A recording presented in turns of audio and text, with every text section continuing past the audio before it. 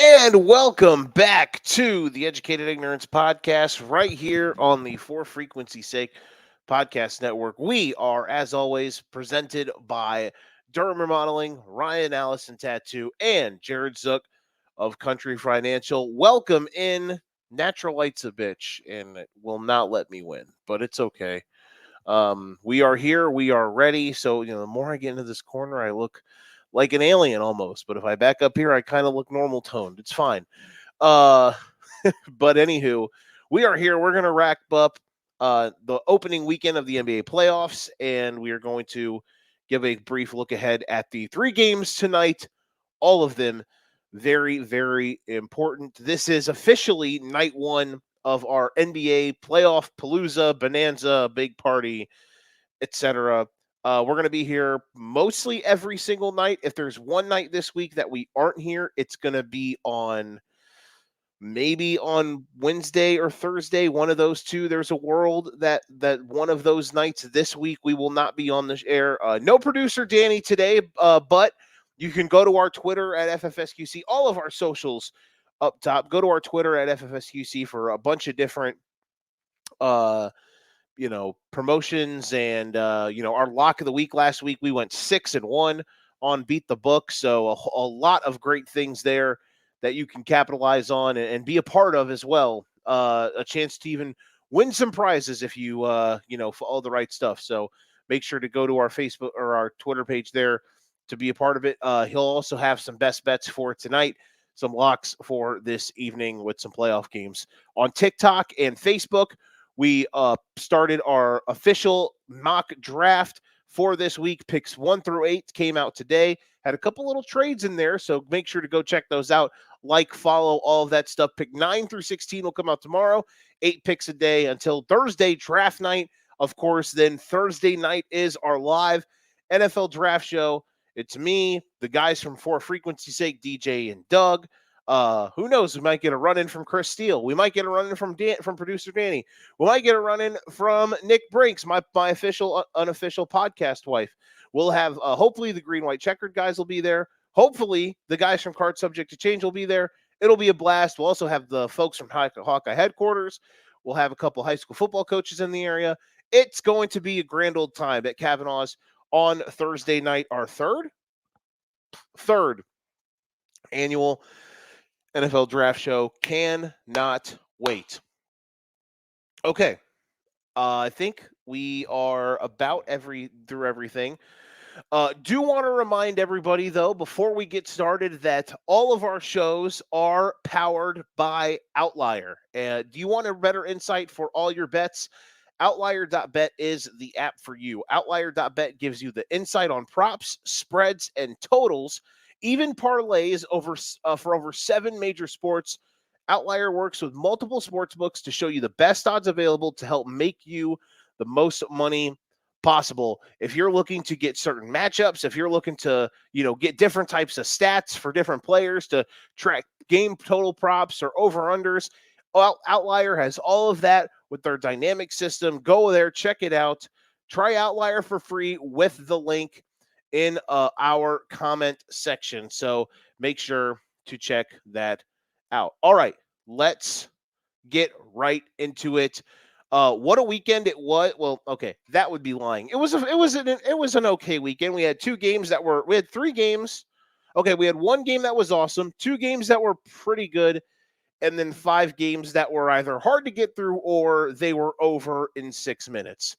Let's start with what, in my opinion, was the game of the weekend, and that was the last game we got.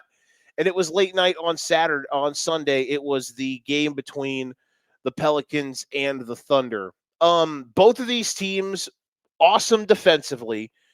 Both of these teams did a very good job of, making the other team's best players have to work for every single inch on the floor, every single basket that they got. Those inches, those spaces were earned in the hardest way possible. I think there were 4 players specifically, even that were superb in this game and that had nothing to do really with their offensive outburst, even though one of them did have a really good offensive game, which we'll get to in a second. For Oklahoma City, Luguentz Dort, which everyone knows, he's a borderline all-defensive player. He very well could end up being all-defense this season. He guarded Brandon Ingram from the jump. And a lot of people were wondering, would they have him maybe guard Valanciunas as kind of like a weird switch and put Holmgren on Ingram to match the length? Luguentz Dort did a fantastic job, even though at a size disadvantage, did a phenomenal job of getting into Ingram, not allowing him to own space, and forcing Ingram into tough shots. Now, Brandon Ingram is a tough shot maker, but he didn't make them last night. He only shot 5 for 17. And another one is off the bench who played 19 minutes. He had their top bet. He played just as many minutes as Josh Giddey, and he was in their closing lineup. Cason Wallace for Oklahoma City. Both Dort and Wallace were guarding probably the two main primary ball handlers for New Orleans in the second half, in Brandon Ingram and CJ McCollum. The last possession of defense from Cason Wallace was sensational when it came to guarding CJ McCollum. He did everything he could to force him to take the toughest shot possible. Ended up being a running off-balance three-pointer at the gun that McCollum missed. For New Orleans, they had two guys, of course, that were superb on defense. One of them was Herb Jones, and his length, his activity is so great, and it's bothersome. And he did a great job on SGA, who, and for Shea, we will get to him in a minute. As you can see, we got the points up here, which we'll talk about. But with what Shea did in this game, or with what Herb Jones was able to do in this game, he was able to force tough shots. He was able to keep Shea out of the lane. They were able to do a decent job to a degree at limiting him from free throws. This is a guy that averages double-digit free throws a game. He only shot 7 last night, and it was because Herb Jones did a great job of fouling. They were doing a great job of whenever Shea would have the ball in the half court, they would shade Shea. They would have two guys. They would have the guy on him, and then they would have the almost the one pass away defender pretty much in his airspace to where it's hard for him to drive middle. It was taking away different driving lanes. It was just making life difficult. Very high-level stuff. Very great coaching matchup in this game. I thought Willie Green was great, but I thought Mark Dagnall as well was great with how he executed his lineups in the second half. I thought in the first half there was listen, I understand with this team, you're trying to figure some stuff out, but I love that in the second half, he basically punted the Gordon Hayward minutes. He punted the Kenrich Williams minutes and pretty much finally went down to about a 7-8 man rotation and really lived with and rode that closing unit down the stretch with Chet, J-Dub, Shea, Dort, and Cason Wallace. And the last guy in this game that we'll get to just from the defensive side, Trey Murphy. And he also shot 8. He was the only guy, he was the leading scorer for the Pelicans. Hit 5 threes, scored 21 points. Trey Murphy was awesome yesterday. He has really become like a superstar in his role, and he's still developing. He is a phenomenal player. His ability to shoot, we already knew like his defense and his three-point shooting were so good, and that was his floor when he came into the league. And he just continues to evolve things, which is so impressive. I want to talk about in this game, we pulled the stats back up here. It's some of the bigger ones. So you look at for Shea, he finishes with 28 points. He has 6 rebounds, 11 of 24 shooting. So there was a stretch there down at the end of the game where Shea was a bit out of sorts, had a couple bad turnovers, had a couple burped up shots that weren't good. But this dude is so relentless and just continues to find ways. And I was so impressed by this team. They rally in a sense. So the Thunder, and this is a tie game after the first quarter, tie game after the second quarter. And there's some stuff that's not going their way. You know, Oklahoma City or New Orleans is shooting really. They're forcing New Orleans to shoot terrible, but you know they get beat up a little bit on the glass. The final rebounding numbers are going to be. Let me try to find them here. Rebounding 52 to 44. So 8+8 in the rebounding for New Orleans. But the real thing that killed them was the second chance points. I mean, you see Valanciunas' line there, 13 points, but he also had 20 rebounds. But the thing about Oklahoma City is they're so stubborn in their lineups. Yeah, like they force you to try to pretty much to have to match them. Like you can ride Valanciunas, but and listen, I think Larry Nance over the last stretch of games has been really good for New Orleans, but you know, and he did have 8 rebounds and 8 points. But you put him in there, it's not as brute of a force as Valanciunas. So that'll be something to note throughout the series. I think that Oklahoma City did a phenomenal job to just kind of find a way here. Sometimes when you get into these types of games and you're a lower seed and you do it on the road in game 1, and it feels like games like this are almost, when it gets to a certain point, a must win. So they're up 90-88 with about 2 minutes left after Oklahoma City hasn't scored.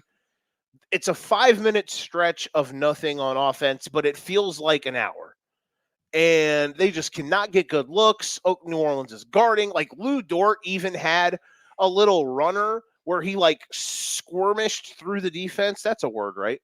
And he was like, he had like a restricted air, like top of the like restricted area, little floater. He looked like me once. Instead of taking a layup off the backboard, I shot like a 2-foot floater and I stronged it off the back iron, and he missed it. No one in front of him, and he goes a little floater and he misses it from literally right in front of the rim. And it's like, oh my God, Oklahoma City's going to lose this game. They were up like 6, 7, 8 late, and then they just do not score. And once New Orleans goes ahead, it almost feels like you have to win this game because you lose that one, and now it feels like, listen, Shea had some nice moments down the stretch. Chet hit some free throws. The Chet block on the Nance little floater after they tied it, holy shit, he's so good. But like, it almost seems like when you get into these types of games and then you don't win them, it almost seems like you have to then win. It feels like you got to win 5 out of 7 games in a series. I mean, that's sometimes like it feels like the Pelicans' path to win the series is that it has to go 7, right? You're going to win 4 games to 3 to a degree. So just it feels like you now have to win a 5th game. And that's going to be tough because now listen, I do expect both teams to look better throughout this series, but I do expect Oklahoma City to be more settled in. Game 2 is going to be very fascinating on whether or not Oklahoma City, how much better is their offense. I got a stat from Danny. He sent this to me. I asked him, check for me the Oklahoma City this year, how many times they've been held under 100. He said they have been held under 100 only 4 times, and yesterday was the first time they've won this season after being held to less than 100. So very fascinating there that Oklahoma City was able to navigate that game and win it in that way. Super impressive opinion. Let's go here. Where do I want to go? I want to go.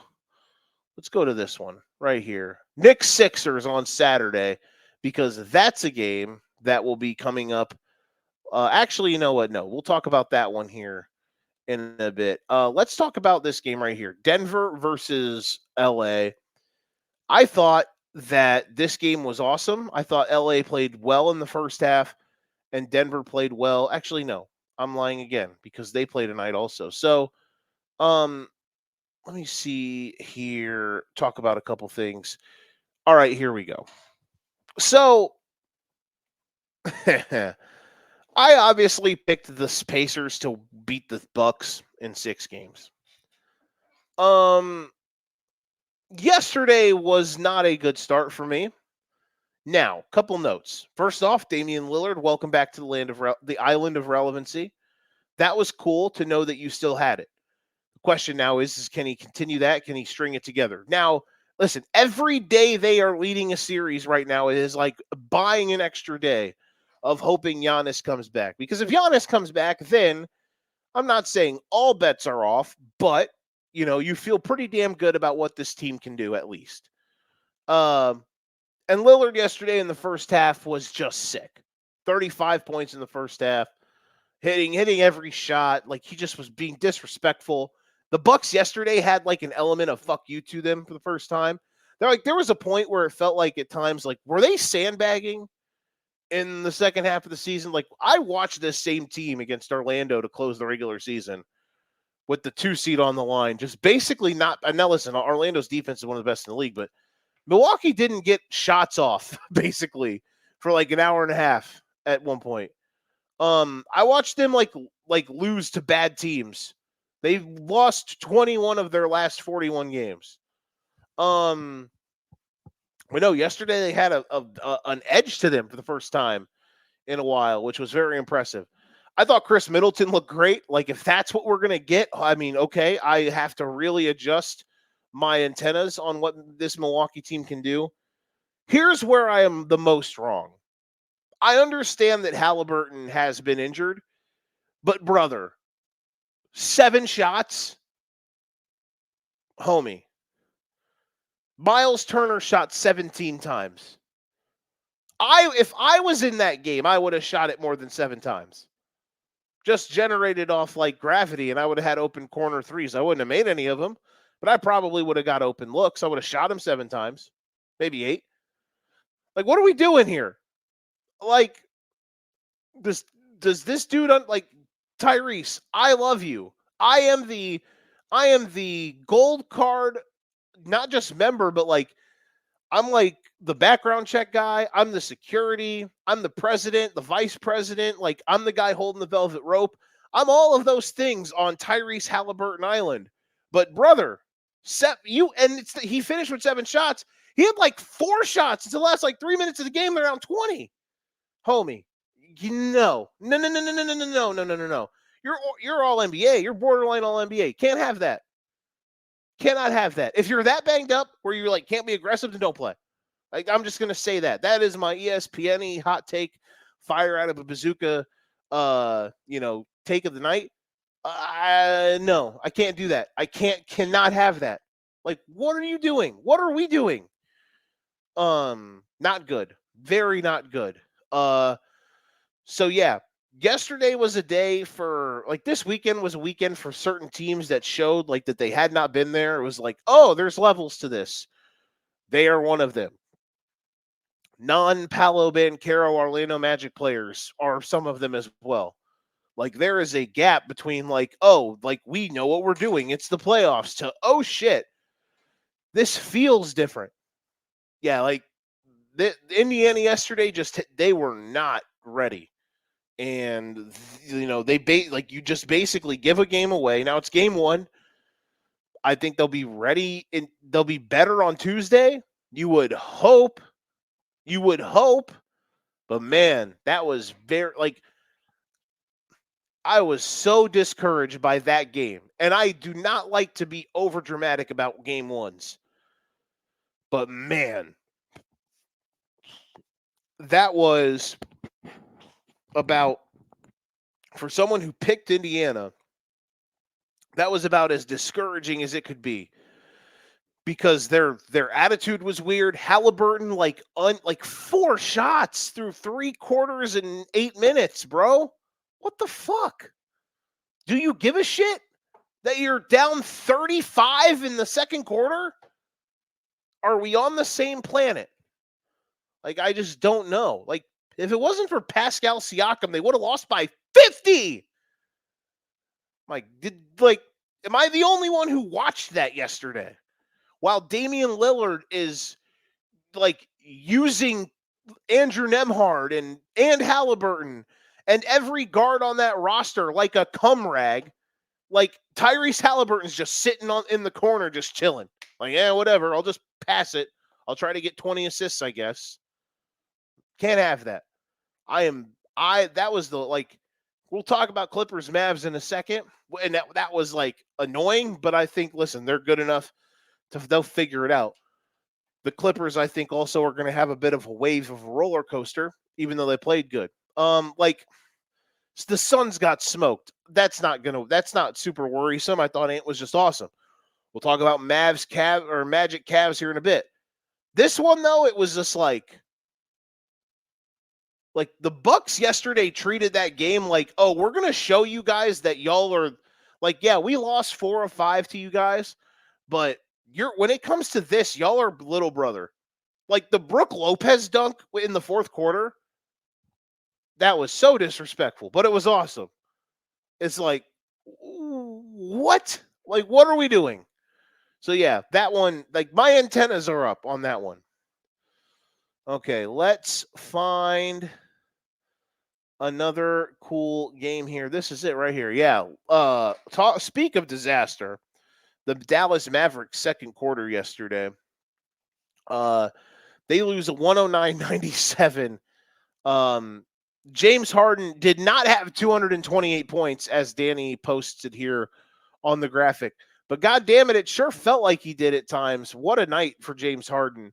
22 points, 8 assists, and he had 6 threes. I do believe that, LA looked awesome yesterday. I think that was a very good showing of their effort and their energy, and kind of a reminder that this team, when they do stuff, is really, really good because of their offensive talent and their ability, and they were swinging the ball, and they hit timely shots, and they match up hunted really well. Things I'm worried about if I'm a Dallas fan. I do not like their lackadaisical effort yesterday from people that weren't named Luka Doncic. Like, even though Luka played like ass yesterday. Don't let the numbers fool you. He was not good. I thought Kyrie did everything he could, but nobody jumped on board. PJ Washington, like outside of him, and like the rest of these bench guys, like Daniel Gafford got destroyed. Derek Jones Jr. just running around doing cardio. Kleba played a bunch of minutes and didn't really have much production. Exum and Lively weren't great. Hardaway as well. Like, they got to get production. They got to have more balance. Gafford, especially yesterday, got absolutely sunned by Ivica Zubac in the first quarter, and it kind of set the tone. Like the Clippers early on, which is something I never expected, is they were just going to Zubac inside, and he was sealing off, and he was getting good post position and just getting these little dump offs or post touches, and he was putting Gafford like in the front row. Like, it was embarrassing to watch at times. Like, oh my God, this is like weight classes here. And all of the stuff that Dallas has done over the last, 2 or 3 months to get their stuff right on defense, especially. Like, their net rating is top 5. They've been top 5 in defense over the last post All-Star break or whatever. Paint defense, rebounding, all of those things. It just wasn't there yesterday. So I'm not concerned. I think they'll be better. You gotta believe that Hardaway or Exum will be better. Gotta believe that Luka will be more dialed in. Like, they were just so lackadaisical yesterday. And the question is too, like, are they gonna, like, another thing also is they finished 10 for 33 from 3. Now listen, the LA shot 18 for 36. But there was one point where Dallas was like 3 for 20 from outside, so like that ain't going to help. Like, that's a kick to the nuts. Heat Celtics, I mean, I'm not going to say anything really about this other than I expect this to be a fast series. I think Boston is clearly the better team. I think Tatum is awesome when he's locked in like that. I mean, he was great yesterday.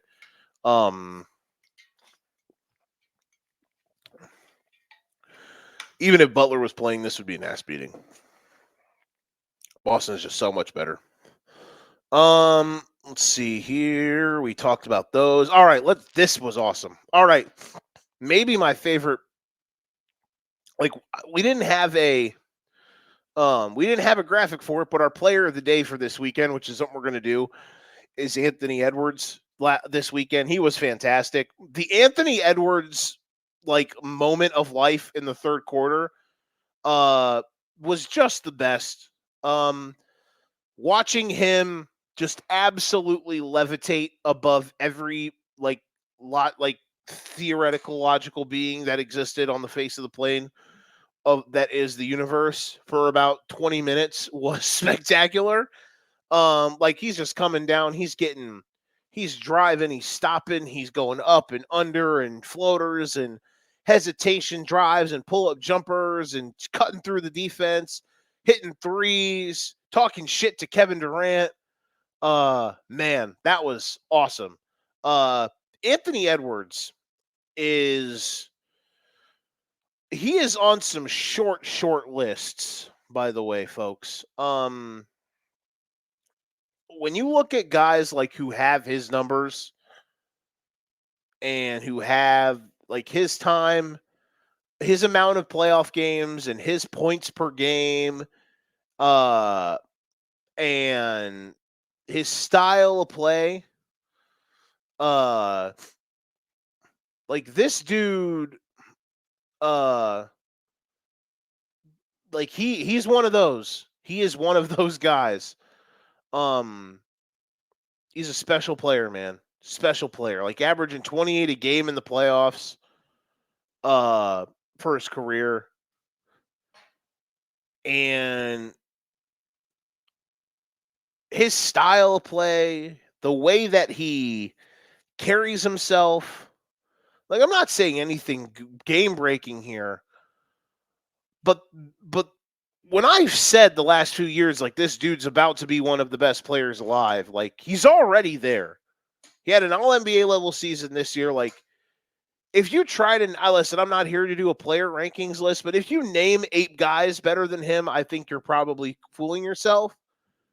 If we did a draft for who we're drafting tomorrow, like for players you want to build your team around, you could argue he goes at worst like 4th behind Jokic, behind Jokic, Wemby, and then you could go him or Luka. Like, look, man, this dude's special. And when he's like that, let me talk about the matchup stuff here now. Like, why? Yes, that was very nice to see Minnesota have that. Defensively, that was the first time really in all these games. Offensively, they were able to get off against Phoenix, which Phoenix isn't a great defensive team, but they've just been, again, it's been a weird matchup. I thought listen, Durant was cooking, but I thought Cat did about as good. And listen, you're going to rarely hear me say nice things about Karl Towns, but I thought he did about as good. He worked his ass off on Saturday, guarding, trying to stay in front, trying to make Durant work. Had some good offense. Like he has to be good on offense. He has to be. He's this team's second best player, and he has to be that on the offensive end for this to work. And I thought he did a very good job of, especially in the first half before Ant got sizzling in the third. I thought Cat did a great job of controlling himself and doing stuff on the offensive end. I thought Gobert was good as well. 16 rebounds, man. I mean, they absolutely just flambéed these guys on the glass. What, 52-28 is the final count? Jesus Christ. That's silly. I was so impressed by what they did in the rebounding game. And I thought Edwards obviously kind of brought it home in the third. I thought Nickeil Alexander-Walker was sensational off the bench, and he might have to be because Kyle Anderson can't go with that injury. That's going to be tough. But luckily, they don't play tonight. They play tomorrow. So, for Phoenix, they're going to get you would hope you're going to get better games out of Devin Booker. He was not good, but Jaden McDaniels also just kind of McDaniels or Jaden. It is Jaden. Also, kind of just doesn't allow guys to have great nights. He's one of the best wing defenders in the league, best defenders. Period. He was awesome. Guarding. Listen, he can give you 9 points, 10 points a game because he's the best defender on the floor on almost every night. You take that. I mean, wing defenders in the league right now, I don't know who you take over him. But their defense showed like why it's number 1 in the league for a reason, because it has these walls and these layers to it. Like even if you get past one guy, then you're chuckers are getting cut by, yes, Cat's got a bad reputation. And I, again, am not a Karl Towns guy, but like you're getting chucked by one 7-footer and a cutter's getting chucked then by another 7-footer. And your best your main ball handler is guarded by Jaden McDaniels, who's a son of a bitch. And then off the bench, they either have Nickeil Alexander-Walker or hopefully Kyle Anderson if he gets back and healthy. Mike Conley's can be feisty sometimes. Like all of these players that they're playing off the bench. Then Naz Reid, we didn't mention Naz Reid, another 7-footer. Like they have so many, and Ant's also just a dick on the defensive end. And it all funnels into this 7-foot wall at the rim. If when it all works right, like the Minnesota defense is such a tough puzzle to solve that it was nice to see them just kind of lean on Phoenix for 48 minutes, because the questions and the worries were, all right, if Phoenix just decides to kind of, pull the top off, pull the cork and just say, screw it, we're going to play 5 out. We're going to try to hope that either Rudy is either just leaving Royce O'Neal in a corner unguarded, or he's going to actually have to come help out, depending on who we have out there. I don't know if that's Danny in the comments posting the Knicks stuff. Hey, Danny, if you could, since you're hanging out, just to chill, fulfill your second and only producer role of the day. If you could put the outlier and beat the book links in the comments, that would be lit. I would appreciate you more than ever for that. Thank you for being a nice friend. Anywho, all of that to say, like, that's where this matchup gets interesting, is whether or not Phoenix tries to. I personally think, like, Nurkic, listen, I hated the trade at the time because I thought DeAndre Ayton actually still had, like, legitimate say in the league. But Nurkic has probably had the best year of his career. I mean, if you do certain counting stats, it won't look like it, but for a relevant team, he's been pretty good this season. And he still has some defensive issues, but he rebounds his ass off. And I just feel like you're already getting pounded on the glass. You might just need to play him 30-plus minutes. This might be the series where Nurkic has to play more. I don't know. Grayson Allen sprained his ankle. He only had 4 points. That's in 25 minutes, so we'll see. That could be something. I don't know. There are a lot of different avenues where this could get that Phoenix could go to.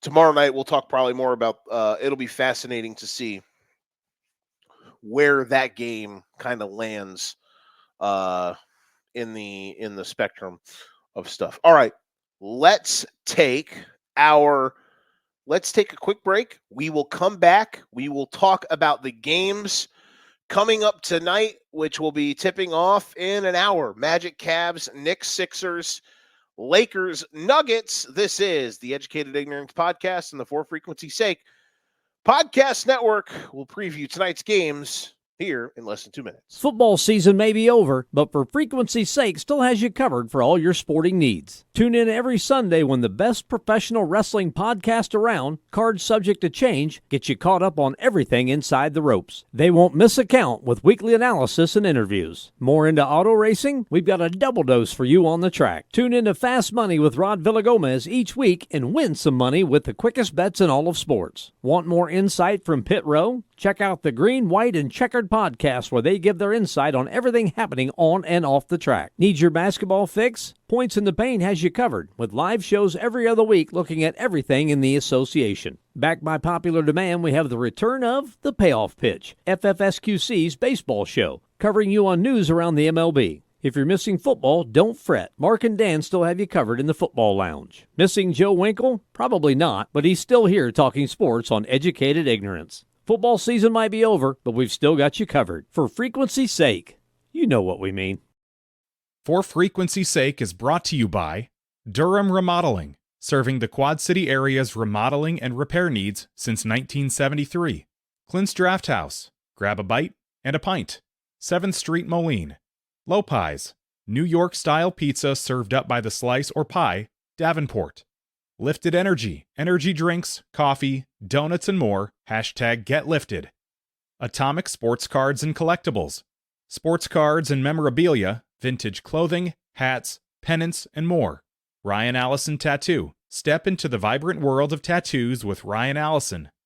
and a cut above, offering quality custom woodwork designed specifically around our customers. All right, we are back to preview tonight's games. We will actually have. I mean, he's a man. He's here. He's not here. He's everywhere. We'll have producer Danny on, aka Gotham Gambling, aka the man who bets a lot. Danny Betts. Maybe that's what we should call him. Danny Betts. I don't know. We'll think of a fun name for him. We'll have him on here momentarily. Quickly to note, we're going to have this is every day this week. Again, maybe not Wednesday or Thursday. We'll figure that out. It depends. We'll be here every at this time, 4:15, 4:30 ish, breaking down the prior night's action, and then of course previewing the games coming up that night. Follow us on all our socials, etc. Okay, I want to touch on first Magic Cavs. I do believe that. Listen, I thought Orlando after the first quarter, which sucked in game one, played pretty well, all things considered. For what they kind of dug themselves in game one. Let me find it's going to be this one right there. Yeah. So they dug themselves a pretty substantial hole in game one. And then after that, they played pretty well. The offense though is just bad. It's not good. Yes, I agree. The offense is so suboptimal that this version of the Magic obviously is nowhere going to be near what their peak, form will be. They need someone to step up. They have 3 guys who are their bench score, 4 guys who are bench scorers for them or role player scorers. Gary Harris, Markelle Fultz, Cole Anthony, and Joe Ingles. They went a combined 0 for 19 on Saturday. Banchero was the only guy who could get anything going, and they built a wall against him. And at the end of the day, he played pretty damn good, but that's all they could muster up. I thought Donovan Mitchell shot the ball really well, but we'll see. Tonight's going to be very interesting. I think Orlando's defense kind of figured Cleveland out, but if Orlando's offense can't get off the floor, then there's not going to be much there. I feel like Danny's going to come in here and tell everybody to explode on the unders in that game because they're still over 200 points, which is wild. Okay, Knicks Sixers, and I guess we might as well bring him in. What is here? Hold on. If I put this, let me double check. Let me check something. I'm a curious cat. Will it show? It would. Deuce McBride's #1 fan. Yeah, I mean, listen, that checks. Here, first question for you, in all seriousness. Do you expect Deuce McBride to actually have more than 6 points tonight? Oh, yeah. Yeah, definitely. And the main reason for that is in the minutes, most of the minutes he played was when Kyle Lowry was off the floor. When in his non-Brunson minutes. And that's right. A big thing is that if Kyle Lowry is not on the floor, it means you have to have Maxey on Brunson. Brunson. Oubre cannot guard. Campaign is not the best defender. Even Lydia's over there agreeing with me. Yeah, Oubre cannot. No. I think I thought the Sixers did a great job on not Oubre. They have Oubre. I thought the Sixers did a really good job on Jalen. The Knicks hit insanely timely shots. I said in our group chats, I said on Twitter, the artist formerly known as, I said the Knicks shot 100% on this 3-pointer is going to go in and it's going to feel like a kick to the nuts, in the fourth quarter. The 2 Josh Hart threes, the OG 3, they're getting they absolutely enhanced Philadelphia. It's not even on that. The glass. As someone who's been there in that environment at MSG, if it's a big game or if it's a game where that shot is a gut check shot, the noise in that arena can kill any momentum. Mm-hmm. Like that's why they say like the people who have like had the greatest games as opponents in MSG, like when the Knicks have been playing good, it's tough to play there, no matter who it is. And you got this Knicks team who is just they've been in this mindset of we have nothing to lose. So let's go be that team that it's the Knicks, they're gonna blow something.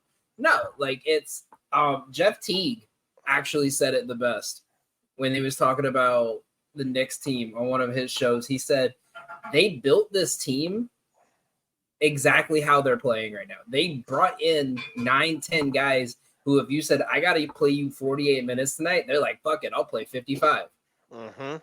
And that's what is great about this team is through the injuries, you have guys playing 6 minutes a game right now that if you told them right now, I need you to play 48 minutes, they would do it and ask for more. Wow. And that they got a team that fits Thibodeau's style, and it works.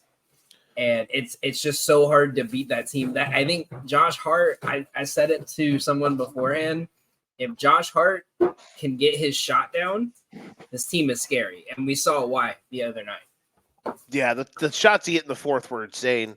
He rebounds like a maniac. What did you think of my post where I said the Knicks were rebounding on Saturday like their entire family were being held at gunpoint? Oh, but that's how they do everything. Yes. Listen, it's not even just the team. It's a New York mindset. Like you go watch a Division III college game, they're diving on the loose ball when the score is 2-0 in the first half. Like it's like their life depends on it. Things in this game for the Knicks that really made me like, oh, okay, here we go. Bogdanovich, like being a thing, because I loved the trade when it happened. I actually forgot he was on the team for a good. But it's been such a roller coaster with him. Like he was really good. Listen, Deuce McBride game, like he was beyond amazing. And Mitchell Robinson played his ass off for 30 minutes and grabbed 12 rebounds off the bench and made Joel Embiid's life as tough as possible. And 4 blocks. I felt like the fact that New York's able to win the game where Brunson was kind of not that he was figured out, but Philadelphia did a really good job of just making his life tough. He's never played good against Philly. Like I was looking at him for props. And he's never went over like 27 points in a game against Philly. Yeah, and he shot poorly. He shot 8 of 26. But sometimes, listen, that's how the Knicks are sometimes going to have to operate, especially if you can get other contributions. For Philadelphia, there's 2 things that listen. I do really like Tyrese Maxey. There's some stuff that bugs me in like when he's running pick and roll. Him as a main ball handler is a bit annoying because it bugs me because he takes forever to kind of make a decision. You know what I mean? And that annoys me. Like he's late. He'll come off the screen and Joel either fades to the 15-foot range or he ghost screens it and he's open at the top of the key. And Maxey takes like that one extra dribble that he shouldn't take instead of firing a pass. Or if there's a guy that's back cutting on the baseline, like he's late on it. But he was also awesome in the second half on Saturday. So you have that give and take. I thought he was solid defensively. Former Orlando Magic great. Tobias Harris played 31 minutes on Saturday, and I don't remember 30 of them, but that's just kind of how he operates. They have to get some better contributions from him. I thought Lowry was incredible, but they have to get some better contributions. One of the, like for Philadelphia, if Embiid plays 35 minutes, even on his bad leg, he's going to kind of fall into 25 to 30 points and close to 8 to 10 boards, efficiently or inefficiently. Maxey, it seems like, is going to get his. It seems like to me, and tell me if you think I'm wrong, for Philadelphia to have a shot, one of the Harris, Oubre, Batum, and Buddy Hield. You got traded to this team. Buddy Hield, you were a trade asset because people wanted you to shoot threes and because you make them. Shoot threes. He shot 1 3 on Saturday. I don't One of even those think 4 it's- have to be good in- in these games, and on Saturday, none of them were. In my opinion, like, and because me and you talked about this before when I told you I didn't think Embiid should have been an MVP candidate, even if he played the amount of games acceptable. From being on the East Coast, there's like 3 teams that always play the very first game, like the 6:40 game or the 7, and it's like Orlando, Charlotte, Philly. So I end up seeing a lot of them play, and the thing with Philly is every game I watched for them this year, when Embiid was healthy, it didn't look like an actual team. It just looked like it was like, when you're playing pickup and you have that one guy who's 7 inches taller than everyone else. So you say, okay, we're going to give him the ball down low and let him just beat up. Like I feel like the team got into such a mentality of just, give Embiid the ball, he'll drop 50 and we'll just put up our 3 shots a game and be fine with it. And then they got hit with that struggle of, we have to play now. We can't just give the ball to Joel Embiid and let him go off. And then now that he's back, they're reverting back to that because they got on a hot streak at the end of the year. But now with him back, they're reverting back to that. Let him score 50 and we'll just take 3 shots and wait for them to double team. Well, he played at the end of the season. Sunday was their first loss since he came back. They won 8 of their last 10. They won, I think, before yesterday. That 8 of their last 10 in the regular season. I think their win yesterday. Their before yesterday, they won like 7 or 8 straight games, and that was all with him back in the lineup. So now I get it. DJ wanted to know, Danny, where's your hat at? It's at his mom's house. Ouch, DJ, kill him. I'm fired. It was nice knowing you. Biggest thing, yeah, I know. Biggest thing. But I mean, with that, like, I'm looking at look at their last 2 games outside of the play-in. Okay. So the Miami game was the play-in was weird. Their last 3 games with Embiid was the Pistons, a Magic team that, if I remember right, I don't think they played a lot of their people because they played everybody. They played everybody because they could clinch that night, and Philly took it to them. And then they played the Nets I get what you're saying. The end of their schedule favored well, and they did what they had to do. I get what you're saying. What the biggest things I'm looking for tonight will be if any of these other guys for Philly, like, can Batum hit some shots? Can Buddy Hield, will he take shots? Like, for the love of God. I don't even blame Buddy Hield. I mean, the thing with this Knicks team is they're so defensively sound. Oh yeah, that it's like okay, we got Maxey on the floor, so DiVincenzo's on him. Okay, and so like they played OG Anunoby on Embiid for a couple of. They played a guy 7 inches shorter than him on him, and he shut him down for the most part when he was guarding him. It helps. With Embiid compromised, he's not going to be. He's never going to like post up anyway, really. He's going to be kind of a mid-range guy and then kind of he's going to do that fake post up spin thing to try to get you to give him contact. But especially with how his injury is, he's pretty much kind of living in the mid-range right now, which I understand. He's got great touch. But this is the team that thrives on making you do that. Exactly. So that'll be interesting. Like you look at a lot if you go back and watch highlights of their games, when you see like them get out in transition, it's the ball gets to the middle, like 4 players collapse the minute the guy starts pulling up for a shot, so he can't pass it. And then by the time the ball hits the rim, they're all going the other way. And it's impossible to stop. Yeah. I think what I'm going to look for tonight, so Philly did a good job kind of in a weird muck zone at times, where that's what they did to really kind of help take away Jalen Brunson, is they would just be in the half court. They would shade multiple guys towards him, kind of like what New Orleans did SGA yesterday. So I'm going to be interested to see if Philly is in that. They have to do a better job because they got, again, listen, and it's what the Knicks do, but they have to do a better job of getting to bodies and boxing out because they can win this series. Like this is a very close series in my opinion. Both of the, and it's not because like the Knicks are a bad 2 seed. No, it's because both of these teams are really good. Before you got to remember, before Embiid's injury back in January or whatever, they were on like a 65 win pace when he was playing in the lineup. They are like, the biggest thing is Philly's got to rebound. They can't allow the Knicks to get second, third, fourth, fifth. Like, that was bad. I never thought I'd see Philly get out rebounded that bad, and they were just getting outworked. So that's going to be the biggest thing. But who knows? That's just what the Knicks do, and if those little things continue to stack up, that's where it could be a lopside. We'll get to some picks for that game, I'm sure, and the rest of the games tonight here in a bit. Real quick, Nuggets, Lakers, it's the one game we really haven't talked about.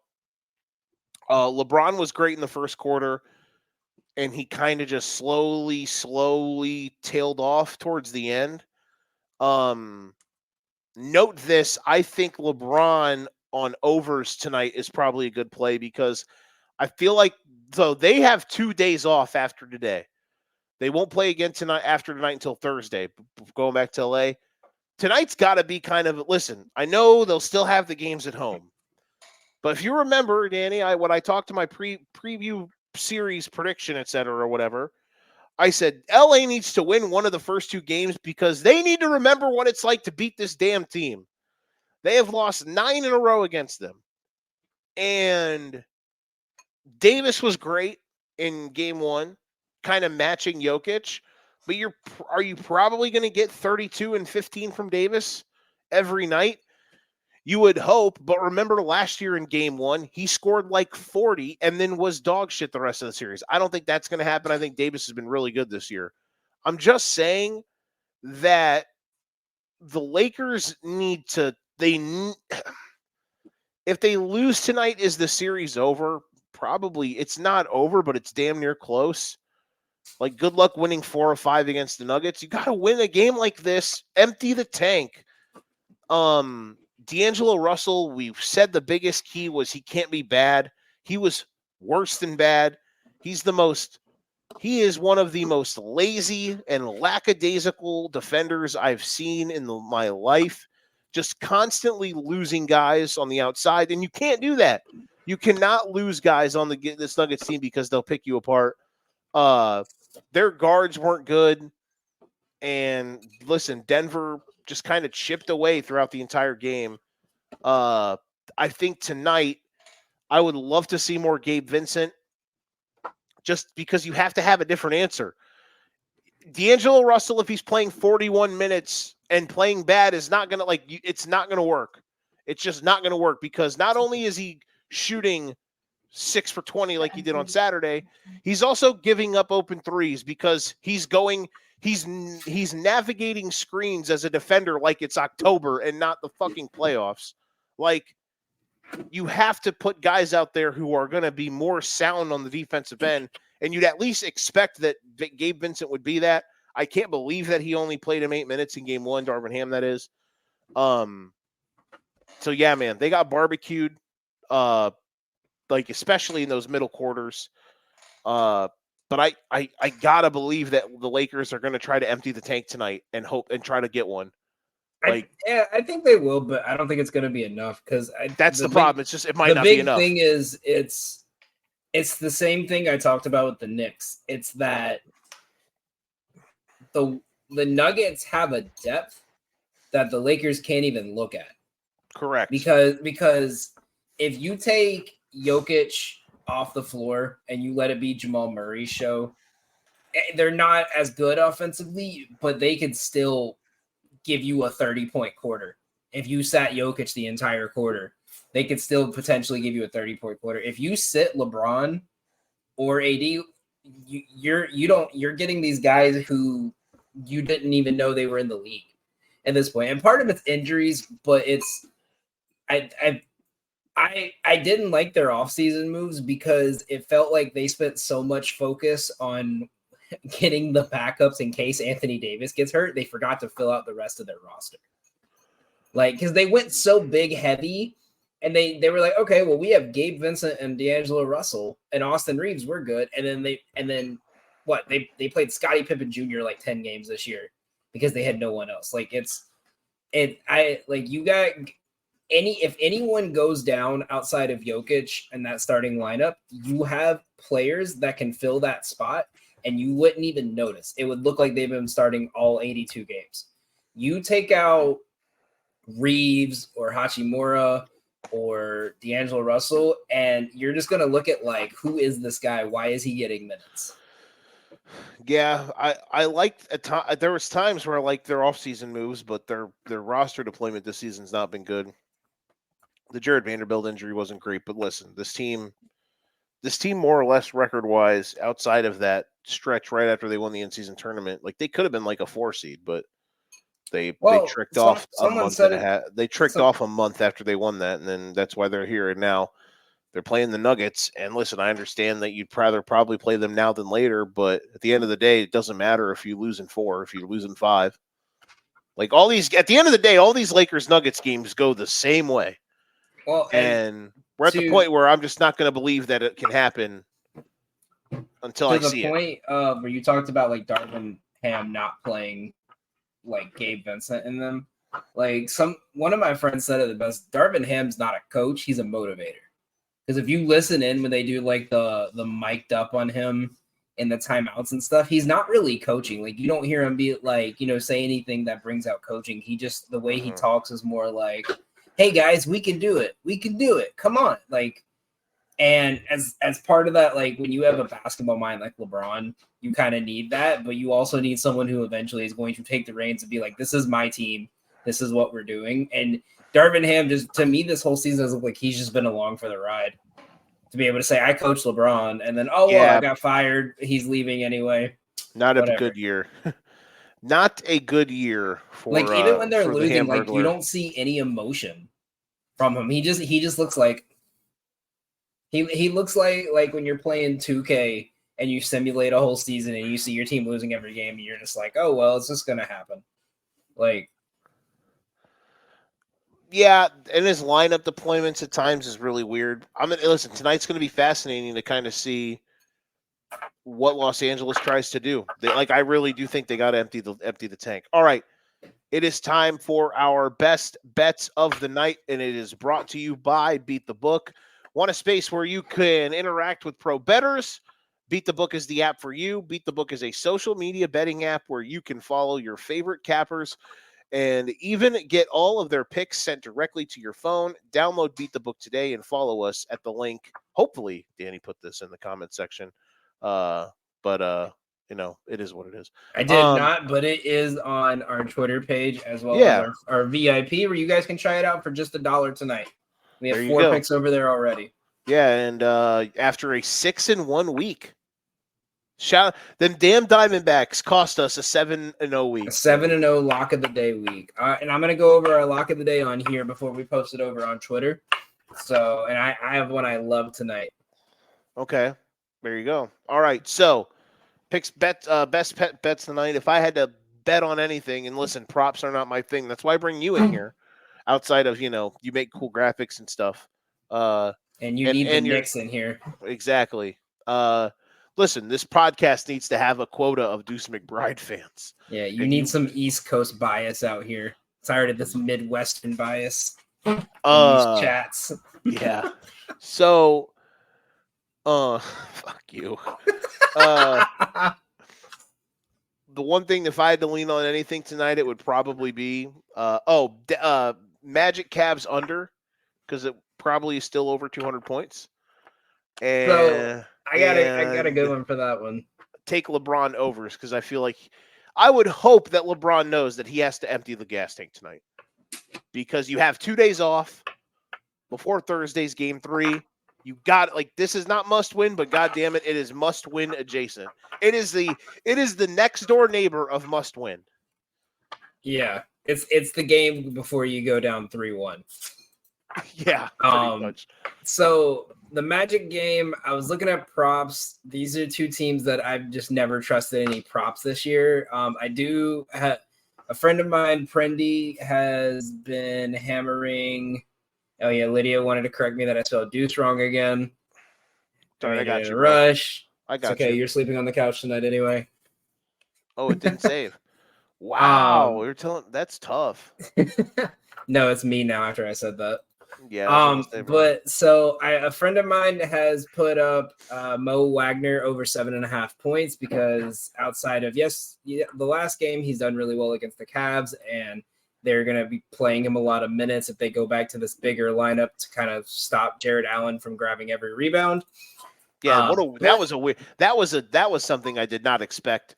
I wasn't expecting Paolo is- playing like Jonathan Isaac playing. I get the defensive effort because you could switch 1 through 5, but no one grabbed rebounds because of it. So Yeah, that was the one thing. And Isaac, yeah, it sucks because he needs to play more because he can guard. But the problem is, like, in this series, like if they were playing the Knicks, no, never mind. Maybe, I don't know. if they were Certain playing the teams- Knicks with that lineup, Hartenstein and Robinson would both have 20 rebounds by halftime. like certain teams you can get away with the Jonathan Isaac at the 5 thing, but I think you probably want to go like him at the 4, bring Mo Wagner in, because the problem is Wendell Carter has basically become a black hole of offense and defense. Like he's not good If they anymore. were playing the Pacers first round, then I could see it because you could justify Jonathan Isaac on Miles Turner. Absolutely.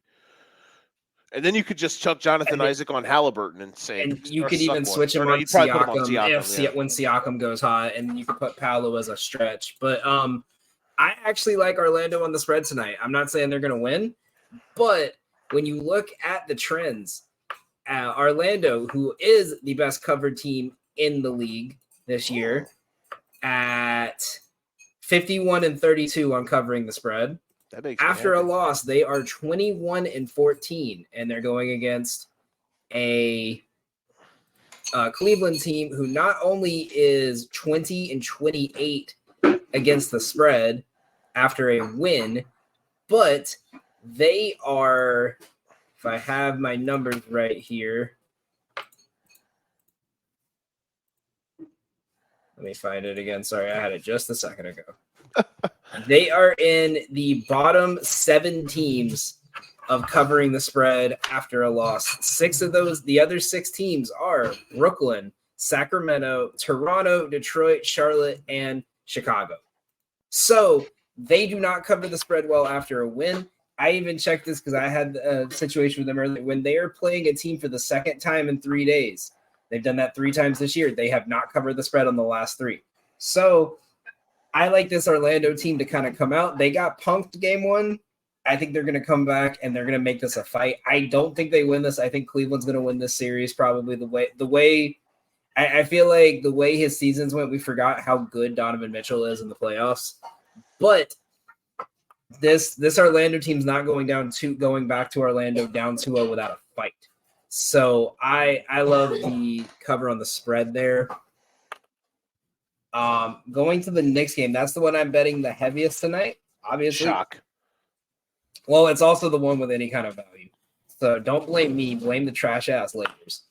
That is a great point. So in a parlay, I have Knicks Nuggets to win because the Nuggets can essentially kill the Lakers on one move by winning it tonight before they even go to LA. And if you were New York, you cannot risk going 1-1 going back to Philadelphia and giving Joel Embiid 3 days off to rest. You need that second win. You need it tonight. Your team is as hot and as together as they have been in the last month. This is a perfect opportunity to show that you guys aren't the same team as last year, who when you got hit with an actual threat, you got punked. They need to go up 2-0 if they really want to put pressure on this team, because the last time Philly got put in the last couple of years, when Philly's got put in a, oh shit, we might lose situation, the whole team has fallen apart. The last time this happened, remember, that's when Embiid started blaming Harden for stuff, and then Harden started playing like ass, and then the whole team just started playing like ass. So it's a butterfly effect. It's going to start here and it's going to keep going and going. They need a big win tonight. But my absolute lock of the day is, and this is going to be posted over on Twitter, so you guys are getting it early, Josh Hart to record a double-double, minus 105 on FanDuel. It's nearly plus money. It is the easiest money you'll ever get. The only way this doesn't hit is if he goes back to what he was doing all year and he's only making one shot a game. But the way he's playing last night, he's scoring at least 10 tonight. You could take his rebound line at over 11.5. I like that too. The main reason for this play, so Josh Hart gets 15.2 rebounding opportunities per game. That's silly. He's And like that's crazy. 6'3". Yeah.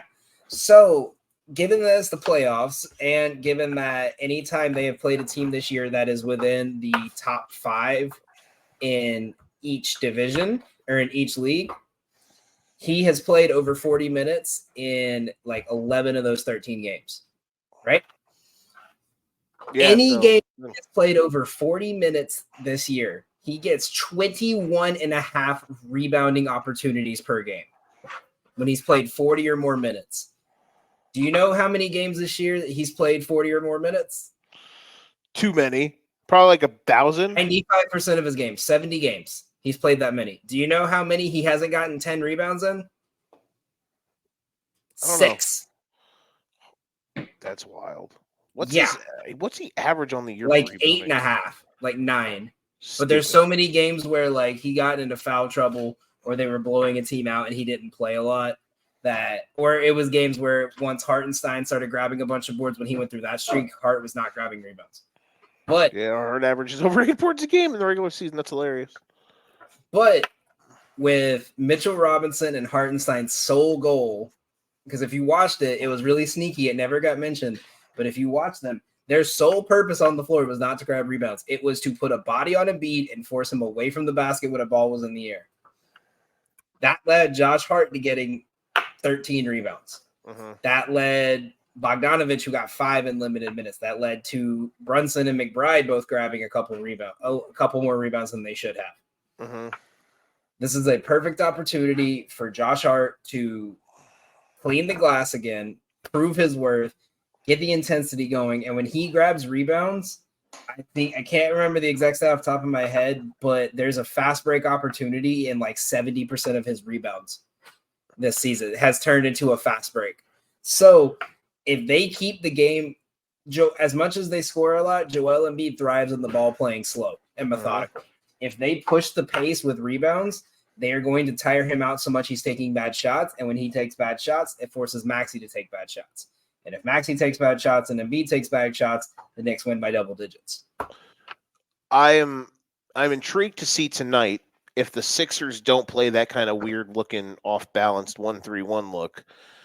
Are we going to see Jalen Brunson try to force the issue? Not in a bad way, but like try to make Joel come out and cover a lot of ball screens. Like I don't see that. I think make him just work. Try to wear him out before you even get to halftime. That's what I'm getting at. The beauty of the Knicks 2 and 3 in DiVincenzo and Hart and the deadliness of 4 of their 5 guys from 3 is that all they have to do is just get someone open on the wing. And when they move that zone over, you have 2 guys who can cut to the basket and then dish back out. Well, I'm just saying if the Sixers don't do that tonight, the Sixers just play a straight up man and try to kind of live just to try to have a better shot rebounding. Do we see Brunson trying to kind of say, all right, I'm going to really be trying to force the issue, get Embiid moving? Will I be watching Magic Cavs? I will be, and we'll see how long that will take for me to be disgusted with my It's with okay, life. because once you God, are, those games are going to be we'll, ugly. We'll accept you into the New York fan base. You can come join us. Look, man, I love the Sixers. You're already wearing an I love orangish the- kind of shirt right now.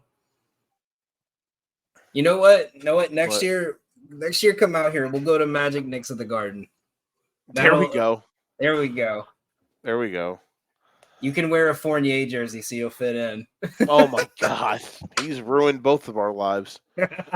Okay, so I think I do have one for. It's a little sneaky one, just on the Nuggets game. It's like plus 110. Taking Jokic triple double. There you go. Just because if you watch Jokic, he usually tries to he can usually match what the best player is. So if LeBron's gonna go off, Jokic is gonna go off. And if Jokic goes off, it means either 50 points or it means a triple-double. And I think they're going to shut him down enough that they're not going to let him score 42 nights in a row. I think what he finished, he had 32 in game one. I think the best bet for the Lakers is to try to play him straight up and cover everything else. That's the best bet.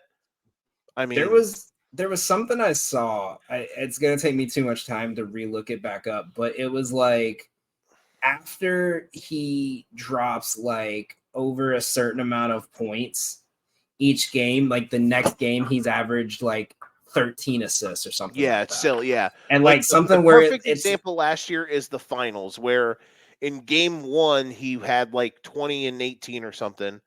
And in game two, the Heat basically said, we're just going to single cover him. We're not going to help at all. The Heat won, but Jokic scored like 44. And then the rest of the series, he just was like dicing him up because he emphasized trying to move the ball more. So he does that. I just think the Lakers' best chance tonight is LeBron empty the clip. You hope you have another good Davis game. Someone, please, other than those two, play well. And then in his last 20 games that he's played, any game he has dropped 30 or more points, he's gotten at least 10 or more assists in 11 of those 12 games in his last 20. Mm-hmm. So he's going to get the double. Someone's going to be open. As long as they hit their shots, he's getting a triple-double tonight. All right. Real quick. Does the home team brigade end tonight? Yes or no? No. Call me a homer. The real question is, are we going to see more than one game get over 100 points for both teams? Because the Knicks were the only game that both teams scored over 100. That's a great Knicks point. Sixers, and it was 104. Like, when do we see? I'm curious to see after game 2 how far the. No, that's wrong. Like, who else did? Lakers Nuggets was 114, that's right. 103. So, but still, 2 games out of 8, and with all these high-powered offenses. Are we back? Are we back in the? We're gonna see a finals game go like 90 to 88 or like 84, 82. 72, 70. Well, you got to realize they've been calling these games super tight lately, where it's like in a good way, where they're allowing physical play, which I like. I enjoy it. It's been fun. Call me a homer. I think the Magic will break the road tonight. But if not them, I think it's gonna be fun. I want to see something on that game. All 3 of these road teams got it. They don't have to win, but it feels like because the Magic could lose, and then the Cavs could get overzealous, and you could easily see that series being 2-2 going back to Cleveland. Oh, even if the Knicks won tonight, you could see a world where that series is 2-2 going back to New York. I feel like if the Lakers lose tonight, that series ain't going more than 5. Lakers gotta. I will actually say, if there's a team that has to win tonight out of these 3 road teams, it's the Lakers. I think this is, like I said, this is not must win, but it is next door neighbor of must win. What do you got, real quick? Okay, so just to prove my Magic one. So a lot of these times I like to look at the refs because it's how the ref style of calling goes. Mm-hmm. I'm gonna pull up this screen and show you this because this is just kind of crazy to prove it. Mm-hmm. So the 3 referees tonight, Capers, Bernanke, and Ben Taylor, in their games, the home team has a losing record against the spread an even record against the spread, but all 3 of them, the home team win-loss record is over 500. So meaning you could get like Magic to cover the spread, but Cleveland to win at like plus 200 and get a nice little middle there. And even you could see here in the 4 games they played this year with Capers, and they've had a couple with Bernanke. Magic have covered the spread in almost every single one of them. Let's go. And baby. Cleveland has not. Listen, we're back. We're tying the series. First Magic playoff win that mattered since 2009 in my life tonight. Play the Orlando Magic theme song. Let's go. Goddamn right. All right. That'll do it. Follow us on our socials. Go to our TikTok, Judge My Mock Draft. Picks 1 through 8 today. Go watch it. Go like it. Go share it. All that good stuff. Picks 9 through 16 will be coming out tomorrow. Shout out to Outlier. Shout out to Beat the Book. As always, we will be back, and Danny will actually be here, not on camera as long, but he will be here for the entirety of the show, hopefully, to help break it down, and we will be ready to rock and roll. Same place, same time tomorrow. Danny, thanks as always, partner. I'll make sure to wear my hat next time. There you go. For your sake, I hope the game will be fun regardless. That series is awesome. All right, that's going to do it for us. Enjoy the games tonight, everybody. We'll see you guys tomorrow. Thanks to everybody who tuned in. We'll be back tomorrow night, or tomorrow, same time, around 4:15, 4:30, for Playoff Palooza Night 2. Enjoy the games tonight. This has been the Educated Ignorance Podcast. If you ain't got your game, you best pass the sticks. We'll see you guys tomorrow. Till then, we're out. Peace.